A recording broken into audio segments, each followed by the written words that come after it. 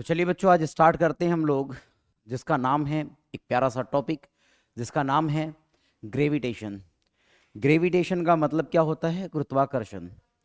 इस ग्रेविटेशन का मतलब क्या होता है बेटा? गुरुत्वाकर्षण होता है। गुरुत्वाकर्षण हम पढ़ने वाले हैं गुरुत्वाकर्षण के बारे में, ग्रेविटेशन के बारे में, कि ग्रेविटेशन है क्या, ठीक है, कि ग्रेविटी होती क्या है, इसको हम कैसे पढ़ते हैं, क्या क्या चीज़ें होती है, इन चीज़ों पर हम थोड़ा सा डिस्कस करने वाले हैं। तो अगर मैं ग्रेविटेशन के बारे में बात करूं, गुरुत्वाकर्षण के बारे में बात करूं, तो बेटा जब एक बॉडी दूसरी बॉडी पर, कोई भी बॉडी हो सकती है वो, जब एक बॉडी दूसरी बॉडी पर क्या करती है? फोर्स लगाती है।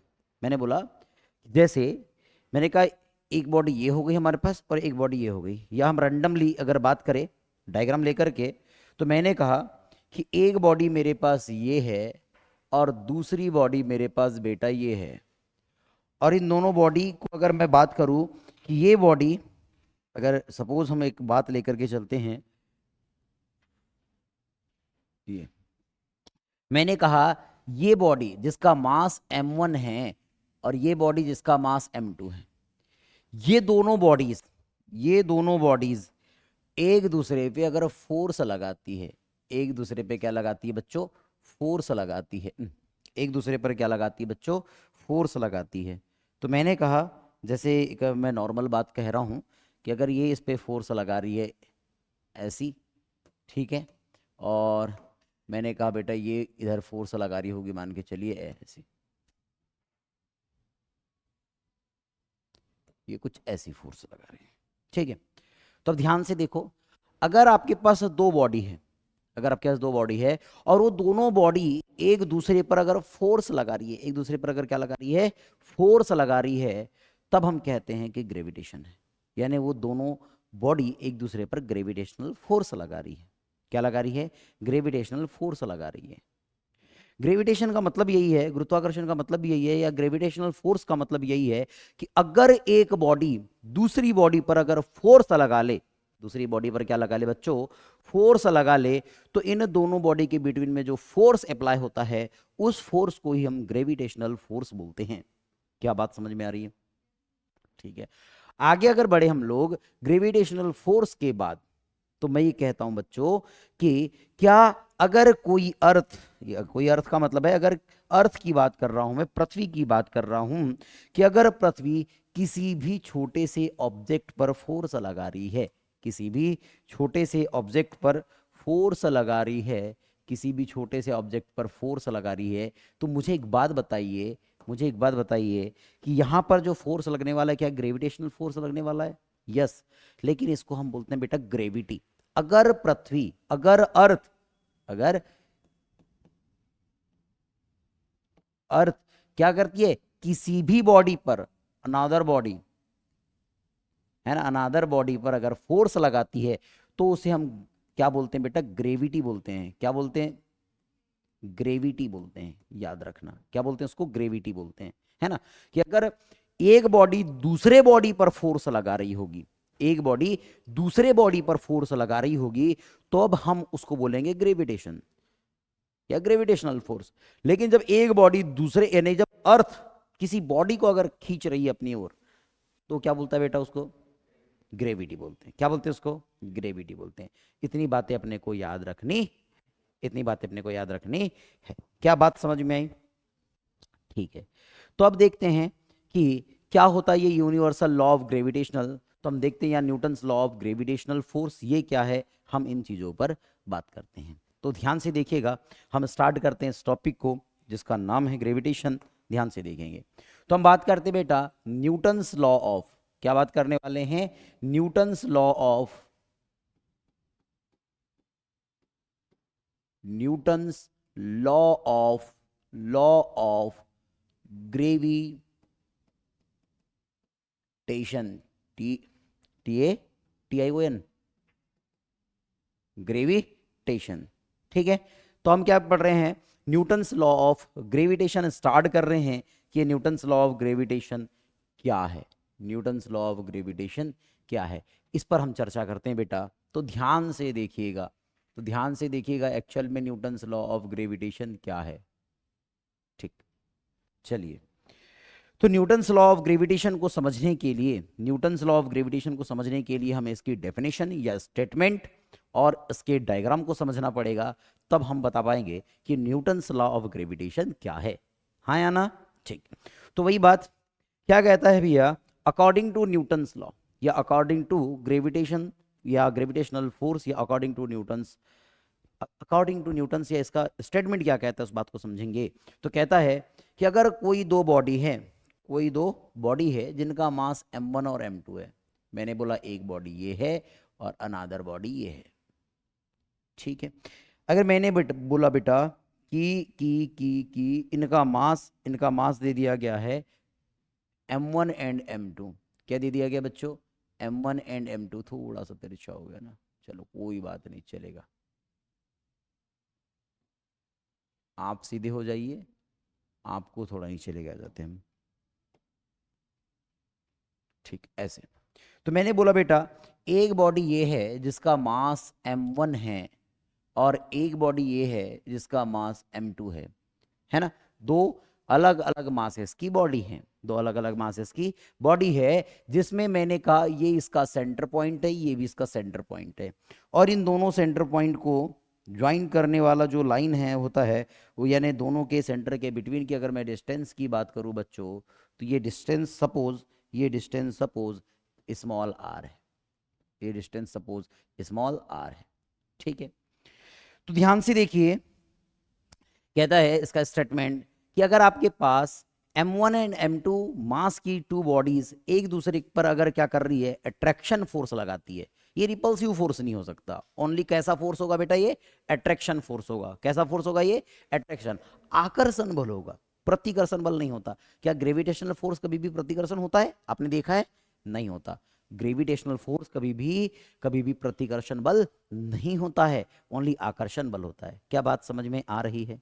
ठीक है सर, ओनली ये आकर्षण बल होता है। तो मैंने कहा कि जब m1 और m2 मास की दो बॉडी एक दूसरे को क्या करती है बेटा, अट्रैक्ट करती है, तब उनके बिटवीन में लगने वाला जो फोर्स होता है, उनके बिटवीन में लगने वाला जो फोर्स होता है, इनके बिटवीन में लगने वाला जो फोर्स की बात करने वाले बच्चों हम लोग, ये फोर्स की बात कर रहे हैं, तो ये फोर्सेस क्या होंगे, मान लिया जाए ये फोर्स F12 लग रहा है और ये फोर्स F21 लग रहा है। तो ये जो फोर्सेस है, ये फोर्स हमेशा, ये जो लगने वाला फोर्स है बेटा F, वो हमेशा डायरेक्टली प्रोपोर्शनल होता है बेटा प्रोडक्ट ऑफ मास के, एंड इनवर्सली प्रोपोर्शनल होता है बच्चों, इनवर्सली प्रोपोर्शनल होता है बच्चों इन के बिटवीन के डिस्टेंस के स्क्वायर के। ये बातें हमको पता होनी चाहिए, ठीक है। क्या बात पता होनी चाहिए कि जो इनके बिटवीन में लगने वाला ग्रेविटेशनल फोर्स होता है, वो ग्रेविटेशनल फोर्स इन दोनों के मासेस के प्रोडक्ट के डायरेक्टली प्रोपोर्शनल होता है, तथा इन दोनों के बिटवीन के डिस्टेंस के स्क्वायर के इनवर्सली प्रोपोर्शनल होता है, स्क्वायर के इनवर्सली प्रोपोर्शनल होता है। या आप ऐसा बोल दीजिए, या तो इनवर्सली प्रोपोर्शनल बोलिए, या तो 1/r² के डायरेक्टली प्रोपोर्शनल होता है, ऐसा भी बोल सकते हैं, कोई दिक्कत वाली बात नहीं है। तो ये बात समझ में आई कि आप लोगों को कि इनवर्सली प्रोपोर्शनल कैसे हो रहा है, कि इनवर्सली प्रोपोर्शनल कैसे हो रहा है, क्लियर है? चलिए, अब ध्यान से देखिए, न्यूटन्स लॉ ऑफ ग्रेविटेशन की बात कर रहे हैं हम लोग, तो ये क्या हो रहा है बेटा अपने पास, ये हमारे पास आ गया फॉर्मूला कि अगर मैं इन दोनों को ज्वाइन करके लिख दूं, तो क्या मैं नोट कर सकता हूं F is a directly proportional to m1 m2 upon r square. अगर मैंने यहां से डायरेक्टली प्रोपोर्शनल के साइन को हटा दिया बच्चों, तो ये लग जाएगा इक्वल टू, और यहां पर एक कांस्टेंट लगेगा जिसको बोलते हैं gravitational constant, capital G, m1 m2 upon r square. Okay, where G is a gravitational constant. G is a gravitational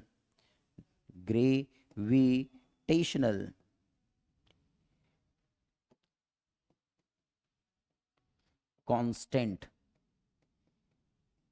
gravitational constant. तो G के आपके पास ग्रेविटेशनल कांस्टेंट है sir, this is a scalar quantity.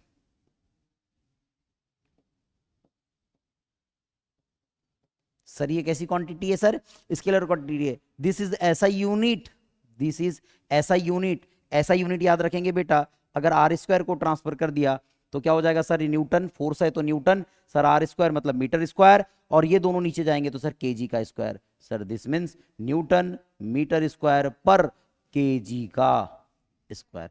Sir this is dimension formula, sir this is dimension formula, sir newton का कितना होगा sir, ML T⁻², this is a escalation, this is escalation, and force is equal to mass into escalation, sorry ये तो force का ही हो गया ना, ये तो फोर्स का हो गया, मास इंटू एस्केलेशन, ठीक है, ये फोर्स का फॉर्मूला है। और उसके बाद sir M square, sir M square क्या होगा सर, इसका मतलब लेंथ है, सर लेंथ का स्क्वायर अपॉन सर क्या हो गया केजी, केजी मतलब सर मास स्क्वायर, केजी मतलब क्या होगा मास स्क्वायर, ऊपर लेके चलेंगे तो ये हो जाएगा बेटा अपने पास, ये होगा बेटा अपने पास m⁻⁻1, कैसे, ऊपर 1 की पावर, ये पावर ऊपर लेके चलेंगे बच्चों तो -2, 1 -2 -1 L raised to the power 3, L raised to the power 3 and T raised to the power -2. So this is the dimension formula of gravitational constant, okay, and this is value, this is value is 6.67 into 10 raised to the power -11, 10 raised to the power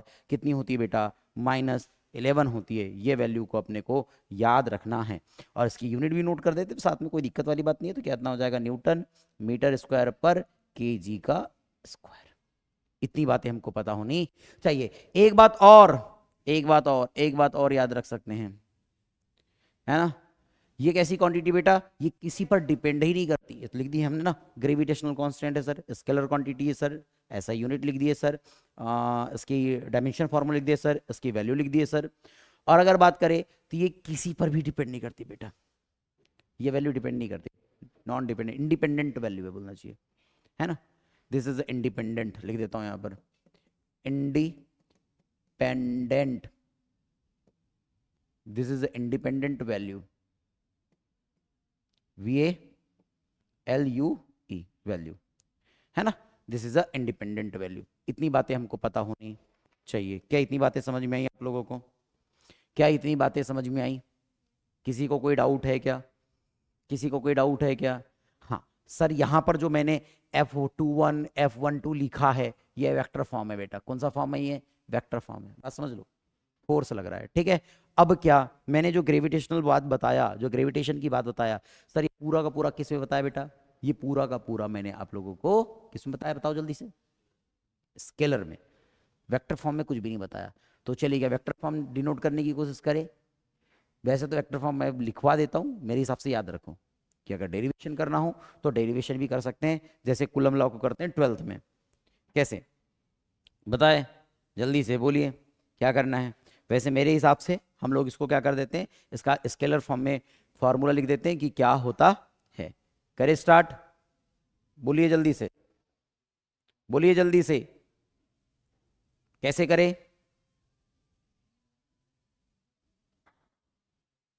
start करूं, चलिए पहले हम बात करते हैं diagram बनाने की। क्या इतनी बात समझ में आ गई, क्या इतनी बात समझ में आ गई? तो चलिए नेक्स्ट इस पे बढ़ते हैं, आगे बढ़ते हैं बेटा, आगे बढ़ते हैं, ध्यान से देखिएगा। हम बढ़ते हैं यहाँ पर स्केल वेक्टर फॉर्म, क्या पढ़ रहे हैं बेटा, अब हम पढ़ेंगे वेक्टर फॉर्म ऑफ, वेक्टर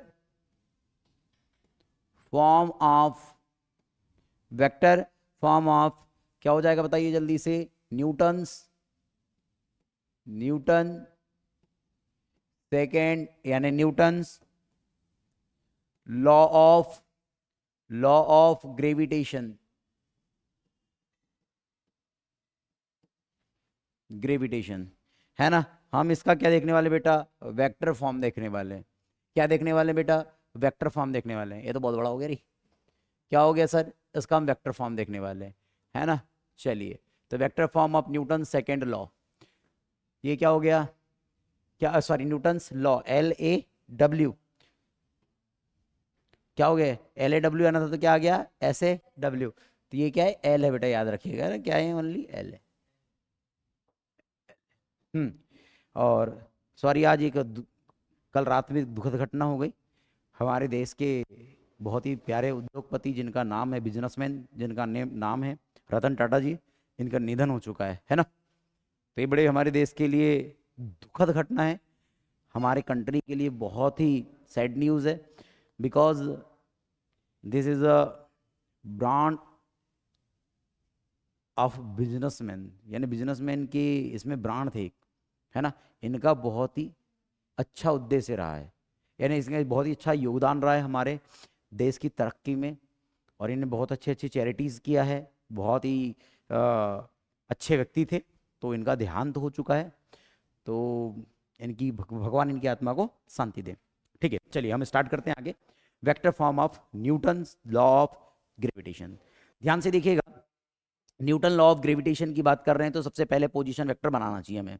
तो हम स्टार्ट करते हैं पोजीशन वेक्टर को, ये ठीक है sir, this is a Y axis, this is a Y axis and this is a X axis. बड़े ध्यान से देखिएगा बेटा एक एक चीज़ों को, तब समझ में आएगा आपको। मैंने कहा सपोज ये ओरिजिन है, ये आपके पास एक्स एक्सिस और ये आपके पास वाई एक्सिस। ध्यान से देखिए, मैंने कहा बेटा, मैं बात कहना चाहता हूं कि यहां पर मान के चलिए अब मैं 2 पॉइंट लेके चल रहा हूं, ठीक है, एक ये और ये एक ये, ठीक है। अब मुझे बताइए, अब मुझे एक बात बताइए आप कि अगर मैं बात करूं बेटा इन दो की, तो मैंने बोला सपोज इसका मास m1 है, यहाँ जो पॉइंट है उसका मास क्या है m1 है, और यहाँ पर एक सपोज एक पॉइंट है उसका मास क्या है m2 है। पॉइंट मत बोलो, ऑब्जेक्ट बोल दो, कोई दिक्कत वाली बात नहीं है।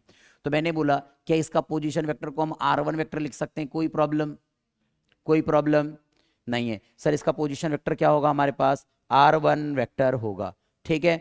अब ध्यान से देखो सर, इसका पोजीशन वेक्टर कितना होगा सर, r2 वेक्टर होगा।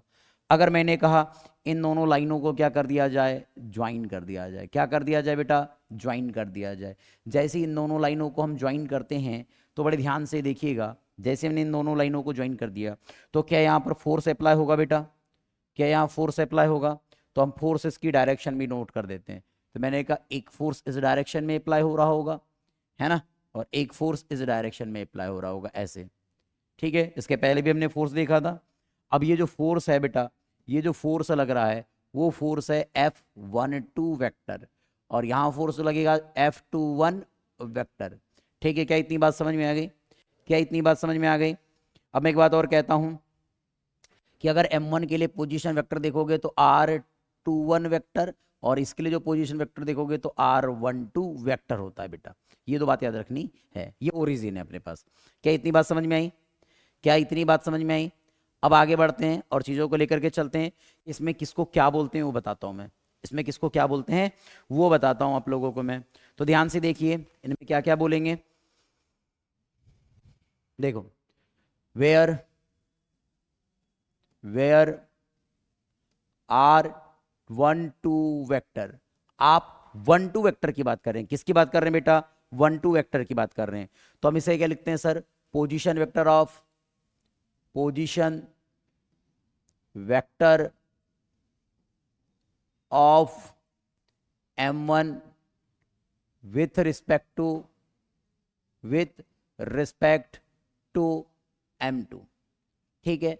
अगर R21 वेक्टर की बात करें तो क्या होगा बेटा, position vector of m2 with respect to, क्या हो जाएगा बेटा, m1, क्या होगा, m1।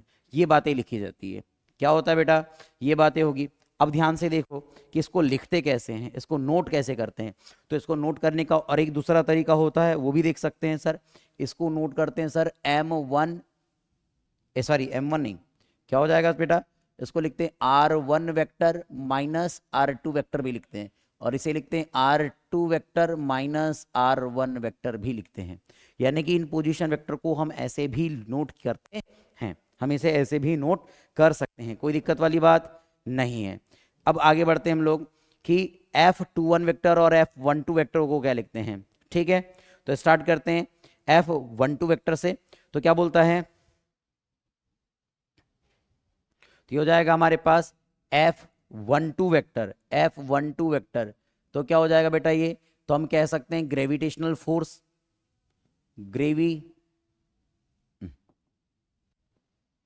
Gravitational force exerted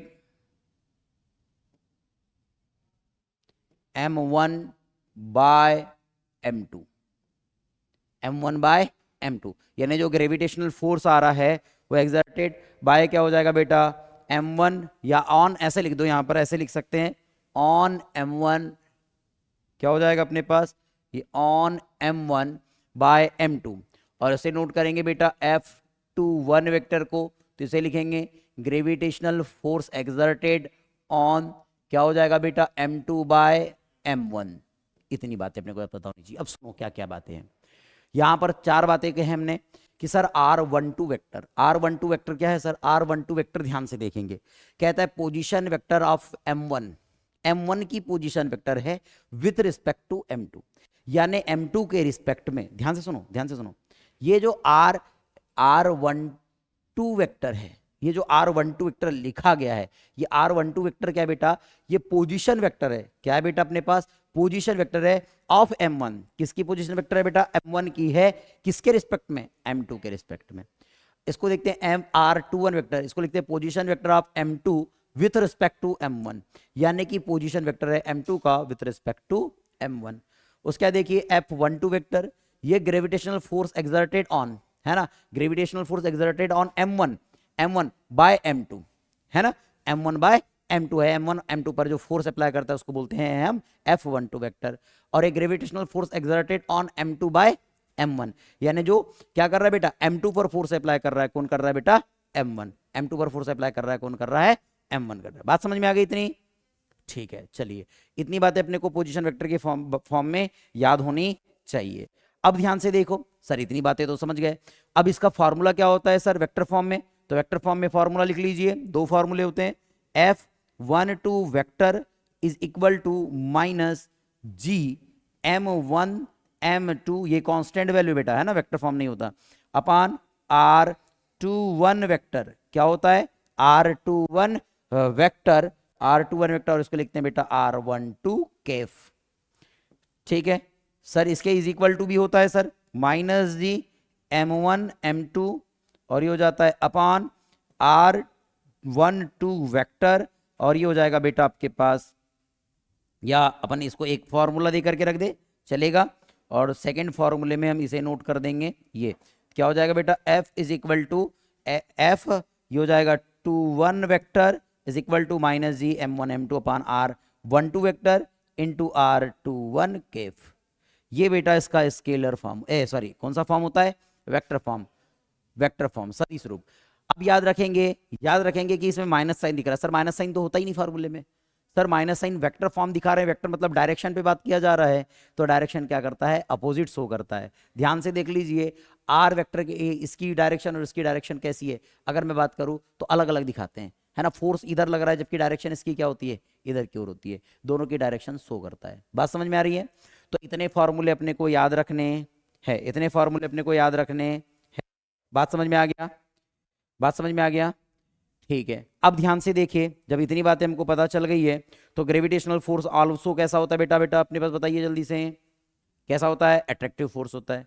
gravitational force also attractive force, gravitational force also repulsive तो नहीं होता, रिपल्सिव नहीं होता। अगर आगे चले हम लोग तो gravitational force is always attractive, ये बात हमने कह दी है ना, क्या बात कह दी हमने, जो ग्रेविटेशनल फोर्स होगा बेटा वो ऑलवेज अट्रैक्टिव होगा।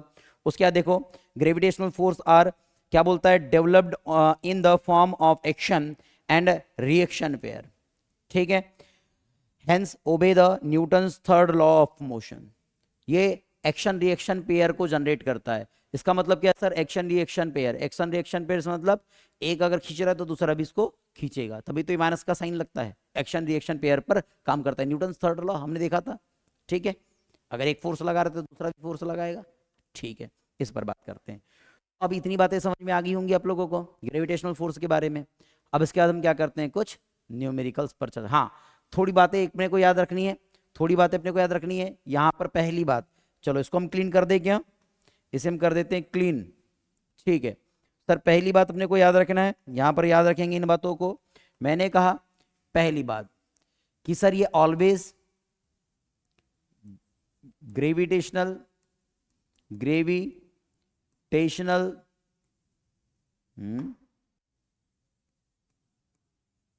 फोर्स ऑलवेज अट्रैक्टिव फोर्स, ये ऑलवेज अट्रैक्टिव फोर्स होगा। दूसरी बात अपने को याद रखनी है कि this is a central force, है ना। ये कैसा फोर्स है बेटा, ये लिख देंगे gravitational force, gravitational force, central force. ये कैसा फोर्स है बेटा, सेंट्रल फोर्स है। एट्रैक्टिव मतलब हमेशा खींचेगा, रिपल्सिव का मतलब होता है दूर दूर भगाना, क्या रिपल्सिव करेगा, नहीं करेगा। दूसरी बात sir gravitational force is central force, gravitational force हमेशा सेंट्रल फोर्स होते हैं। क्या एक दूसरे के सेंटर से लग रही है फोर्स, एक दूसरे के सेंटर से लग रहे हैं, इसका मतलब है सेंट्रल फोर्स है। उसके बाद तीसरी बात अपने को याद रखनी है sir, this is a weak force, this is a weak force. क्या होता है वीक की स्पेलिंग, एक है weak force, this is a weak force compare to electrostatic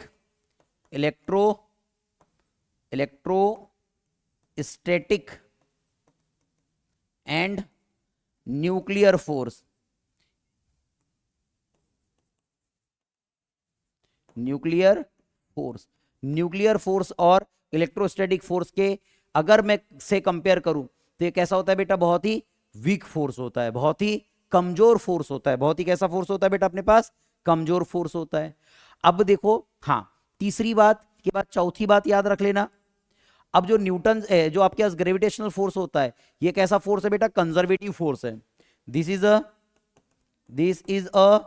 conservative force, this is a conservative force.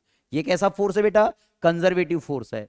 अब कंजर्वेटिव होगा इसका मतलब राउंड ट्रिप पर वर्क डन कितना होगा, so is therefore the work done of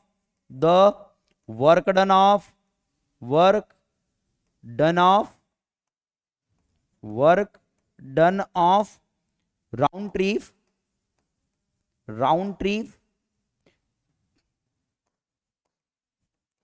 trip is always zero, is zero लिखो सीधे सीधे, इज जीरो। ध्यान से सुनो, क्या क्या बात हो गई sir. Sir gravitational force always attractive force, पहली बात समझो। सर ग्रेविटेशनल फोर्स कैसा फोर्स है बेटा, अट्रैक्टिव फोर्स है। क्या कोई प्रॉब्लम है सर, ये हमेशा अट्रैक्टिव फोर्स होगा sir. Sir gravitational force is central force, हाँ सर ये सेंट्रल फोर्स है, कोई दिक्कत वाली बात नहीं है, हमेशा सेंटर से लगता है। जो बात नहीं समझ में आएगी पूछना। Sir this is a weak force compare to electrostatic and nuclear force. अब बताओ, एक इलेक्ट्रॉन यहां है, एक प्रोटॉन यहां है, ज्यादा बल से खींचेंगे एक दूसरे को, हाँ या ना, तभी तो एक दूसरे को पकड़े रहते हैं इलेक्ट्रॉन प्रोटॉन। और क्या अगर मेरे पे इलेक्ट्रोस्टैटिक ग्रेविटेशन फोर्स अधिक होता तो क्या मैं यहां से भाग पाता, फ्रीली घूम रहा हूं, पेन को उठा सकता हूं इजीली। भाई ये ग्रेविटेशनल फोर्स इजी है, न्यूक्लियर फोर्स भी क्या होता है, ज्यादा होता है बेटा। This is conservative force, conservative force का मतलब पता है कि नहीं, संरक्षी बल। संरक्षी बल मतलब जो पाथ पर डिपेंड, वेरी गुड, जो पाथ पर डिपेंड नहीं करता, जो पाथ पर डिपेंड नहीं करता उसको संरक्षी बल बोलते हैं, मतलब कि कंजर्वेटिव फोर्स। अब पाथ पर डिपेंड नहीं कर रहा है, ओनली किस पर डिपेंड करता है बेटा, इनिशियल पोजीशन और बस। तो इसको बोलते हैं हम, क्या बोलते हैं बेटा इसको, इसे क्या बोलते हैं हम लोग, इसे हम क्या बोलते हैं, कंजर्वेटिव फोर्स बोलते हैं। The work done of round trip is zero. Round trip का मतलब एक पूरा का पूरा जिस पॉइंट से चलना शुरू किए थे अपने और उसी पॉइंट पर आ चुके हो फाइनल पॉइंट, कार्य करते करते करते करते करते, तो वर्क डन कितना हो जाएगा, तुमने कार्य जो भी किया वो खत्म, जीरो मान लेना उस कार्य को। यानी याद रखना, जब भी कंजर्वेटिव फोर्स होते हैं, जहां पर भी कंजर्वेटिव फोर्स मिलेंगे और वहां वर्क डन की अगर बात की जा रही है बेटा, तो work done always zero. Round trip है, 1 राउंड ट्रिप या राउंड ट्रिप में, राउंड ट्रिप मतलब जिस पॉइंट इनिशियल पॉइंट से आप वर्क डन कर दे फाइनल पॉइंट भी वही है आपका, तो वर्क डन क्या होगा 0। This is conservative force because. Clear है बेटा? यहां तक कोई डाउट? यहां तक कोई डाउट? नो। चलिए इतना होने के बाद चलिए इसका न्यूमेरिकल्स करते हैं। एक दो न्यूमेरिकल में रैंडम ऐसे ही बताने की कोशिश करता हूं। चलिए मैंने कहा बेटा, चलो अभी कुछ न्यूमेरिकल्स करते हैं। मैंने कहा एक क्वेश्चन लेते हैं रैंडम क्वेश्चन। क्वेश्चन में मैं कहता हूं बेटा कि इफ m इज इक्वल या m1 is equal to 30 into 10 raised to the power 3 kg and m2 is equal to 2 into 10 raised to the power 5 kg। Okay ये 2 मासेस हैं, है ना, 2 मास दिए गए आपके पास। एक मास है m1 is equal to 3 into 10 raise to the 30 into 10 raise to the power 3 kg and second mass दिया गया आप लोगों के पास 2 into 10 raise to the power 5 kg। क्या इतनी बात समझ में आई? तो मैं कहता हूं कि अगर इन दोनों ये दोनों एक दूसरे से अगर मान लिया जाए कि 1 into 10 raise to the power 5 kilometre की डिस्टेंस पर हो। कहां पर हो बेटा? किलोमीटर की डिस्टेंस पर हो। तो बताइए इनके बिटवीन में लगने वाला ग्रेविटेशन फोर्स क्या होगा? सो फाइंड, क्या हो जाएगा बेटा? Find gravitational force. Gravitational force आपको ग्रेविटेशनल फोर्स बताना है, बता सकते हैं? देखो ग्रेविटेशनल फोर्स का फॉर्मूला क्या होता है हमारे पास? तो ग्रेविटेशनल फोर्स का फॉर्मूला होता है बेटा F is equal to capital G into m1 m2 upon r square. तो F is equal to value of G बच्चों, वैल्यू ऑफ G 6.6 इंटू 67 लिखो, 6.67 into 10 raise to the power -11 और ये हो जाएगा इंटू m1 की वैल्यू m2 की value put कर दो तो जाएगा 2 into 10 raise to the power, अरे कोई बात नहीं आगे पीछे लिख सकते हैं ना, 30 into 10 raise to the power 3 into 2 into 10 raise to the power 5 upon sir 1 into 10 raise to the power, क्या मैं 1 को ऐसे लिख दूं? सर किलोमीटर है उसको पहले मीटर में कन्वर्ट करना पड़ेगा, ऐसा यूनिट।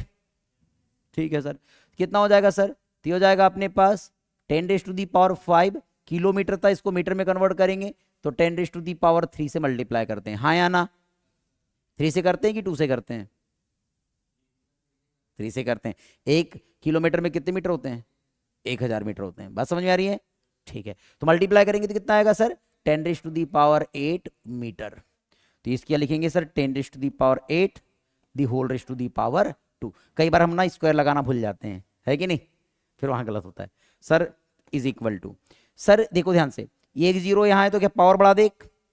ठीक है, पावर बढ़ गई, पहले इसको लिखो 6.67 इंटू, मैंने कहा 3 2 जा 6 इंटू कि एक पावर बढ़ गई 4 की पावर, एक पावर ये 5 की एक पावर है, तो ये कितना हो गया बेटा? 4 की पावर 5 की पावर 9 की पावर, कितने की पावर हो गई? 9 की पावर हो गई। ठीक है, अब 9 की पावर हो गई और यहां पर 8 दूनी 16 की पावर रहेगी, कितनी की पावर रहेगी? 16 की पावर रहेगी। ये 9 की पावर कट जाएगी 16 की पावर से तो 7 ऊपर जाएगा -7, -7 और 11 कितना होगा? -18। तो कितना हो जाएगा बेटा? Into 10 raise to the power -18। Solve कीजिए, 6 का मल्टीप्लाई 7 6 का 42, 2 4 6 6 जा 36, 36 ये हो जाएगा 40, 4 0 4 6 6 जा 36 और ये 4 कितना हो जाएगा अपने पास? वही 40 होगा, तो हो गया 40। डेसिमल कितने डिजिट पहले? 2 डिजिट पहले, तो हो जाएगा into 10 raise to the power -18। ठीक है, अब मैं क्या कर देता हूं, एक और पॉइंट इंक्रीज कर देता हूं, तो हो जाएगा 4.002 into 10 raise to the power -17। इसको हम लिख सकते हैं क्या? 4 into 10 raise to the power -17 approx, और ये क्या हो जाएगा बेटा आपके पास? न्यूटन। यही आपका पास आंसर होने वाला है। क्या बात समझ में आई? क्या बात समझ में आई? क्या बात समझ में आई? ठीक है, अब एक दो क्वेश्चन रैंडम लेते हैं ऐसे। ठीक है, अभी इतनी बात समझ में आ गई। अगर मेरे पास फोर्स गिवन है और मासेस गिवन नहीं है, ठीक है, आर गिवन करना है कर लेंगे फाइंड आउट, कोई दिक्कत वाली बात नहीं है। तो चलिए इसके बाद हम कुछ क्वेश्चन और लेने वाले हैं, वो लेंगे इसके बाद नेक्स्ट वीडियो में। तब तक के लिए धन्यवाद।